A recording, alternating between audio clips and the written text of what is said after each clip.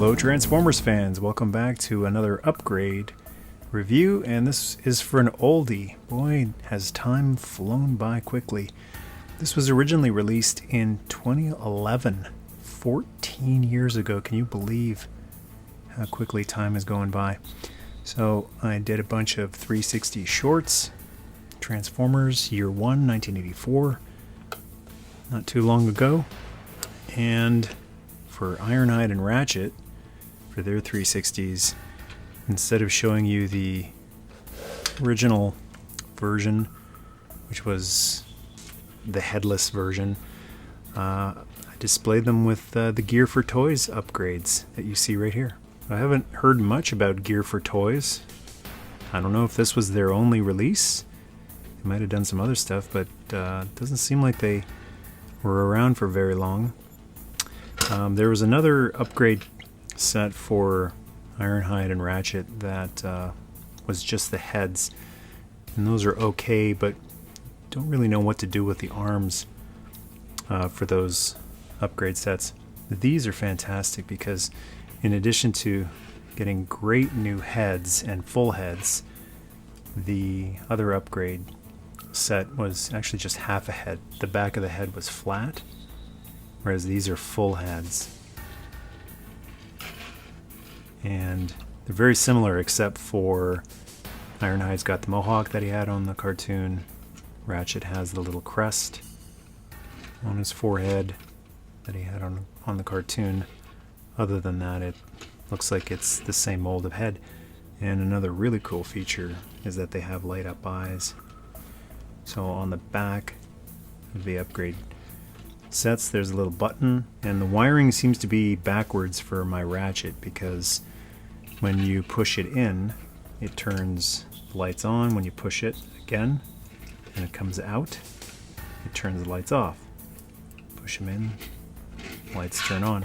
But for Ratchet, the eyes are on right now, and if you hit the button in, it turns them off, even though it turns them on for Ironhide.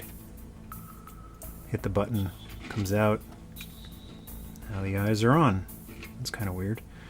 So in addition to light up eyes, there is actually head articulation.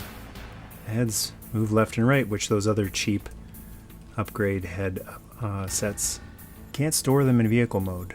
So they're parts formers. If you want to transform these guys into their van mode, you're just going to have to take this off and subspace. The arms have full rotation as well, plus an elbow bend, full elbow bend, plus fist swivel as well. So great articulation in the arms. Nice that they have a little elbow bend there. And they also came with these little back metal chrome laser blasters. So they each came with one. Ratchet's is identical. And with vac metal chrome being such a rare thing, and then a premium price being tacked on whenever anything is vac metal chromed, this was, it wasn't as long ago as the 80s, but 14 years ago was quite a while ago, but still vac metal chrome was more of a common thing back then than it is today. And installation. Let's go through how to install these. So in order to plug these in, what you have to do is, I'm going to try to not break this, because on a lot of Ratchets, and it's weird because whether it's vintage one or an encore, and this is an encore, you can tell from, these are not stickers, these are painted on stripes on the side. Doesn't matter which version it is, these are always insanely, you hear that plastic creaking? Insanely tight. Those in particular. I have a vintage Ratchet, or a vintage Ironhide, in fantastic condition, and it broke. That part right there broke while I was transforming him for a video. So I don't have the sticker for Ironhide on here, but that's how he originally looked. Pretty terrible, pretty awful. Really short too. They ended up making Ironhide one of the taller Autobots on the show, so any kid that had an Ironhide toy, I'm sure, was a little disappointed in how stubby he was. I mean, that's the height they're supposed to be instead of that. And then there's a sticker that's supposed to go on their smiley face to give him a head. But in order to install the Gear4Toys set, by the way, this does make them very back heavy, but you don't want to bend those ankles a little bit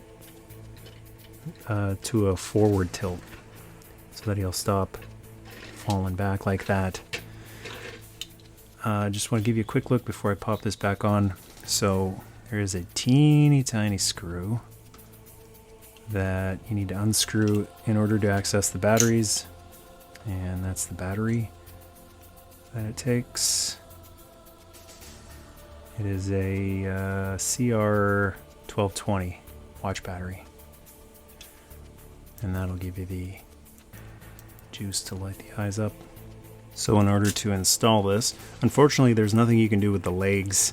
It would have been nice if there was some kind of boots to plug onto them to give them even more height, but this is just an upper body upgrade, and you're supposed to turn these arms back like this, get the tires on the inside, and be very careful with those extremely tight joints there. And then you use your arms, Ironhide's arms, in order to slide this set in, and it fits really nicely. They angled it perfectly so that there's no gap next to the windshield. It's a really nice design there. This is before 3D printing and all the modern technology, so really nice work by that team in designing him. And you can push these arms up to secure this whole rig in here, but you might not notice on the inside, you see that little gap right there? You can actually get rid of that gap by pushing down a little bit. Again, be cautious. If you break it, it's your fault. It's not mine. By wiggling it, pushing it, you can actually get rid of that gap. And then he's very, not just back heavy, but he's back fat. Is that a thing? He's fat! He's back fat. So yeah, you're not supposed to look at him from that angle. Looks fantastic from front side angle, but from side profile, it's the best they could do with what they had to work with. And then you can either choose to just leave the fists like they are, or you can turn them in like I did on this Ratchet, because then you get the Red Cross symbols on his back, and it just makes him seem a little more ambulance-like, a little more medical that way. But you can do it either way, and I'm actually just a little curious what it would look like if I swap them. Can I have one of those space bridge teleporting accidents and merge these guys? It actually kind of looks cool. It reminds me of some of those Takara repaints, like Artfire or something like that, where they would just change up the colors of a character a little bit, create a whole new character. So there's going to be probably a few people asking, where do I get it? And the answer is always eBay. They don't make them anymore. They haven't made them for a very long time. They did sell out not long after they originally went on sale, and then I don't recall ever seeing more of them released, or some knockoff company taking their own crack at it. If you look around, you can find something very similar to this, heavily inspired by it. I don't believe it has light up eyes. I can't speak to the quality of it. I haven't had the other sets that are, I think they're 3D printed, that are inspired by this. So you're on your own if you get that. I have no idea what's going on with that, how well it works, what the quality is like, but it kind of looks similar to this. But for me, if it's between what I've seen in the pictures of the modern 3D printed sets or the Gear4Toys original, it's Gear4Toys all day long. This is poured, not printed. It looks like a real Transformer part. The reds match perfectly on Ironhide. And then for Ratchet, it's a little easier, white is white. But the fists on Ratchet are pretty close to the red plastic used on the rest of the toy. If you've always been unsatisfied with how these guys looked, the original 1984 versions of them, then as far as G1 upgrades go, this is the best that I've ever seen. And if you're able to find a genuine article, original Gear4Toys set for not an insane price, then jump on it, because they're really hard to find these days. This set is not for sale, and I don't know where you find them anymore, because they hardly ever pop up on eBay either. And I've never seen them at toy shows or TFCon or anything like that. So there you go.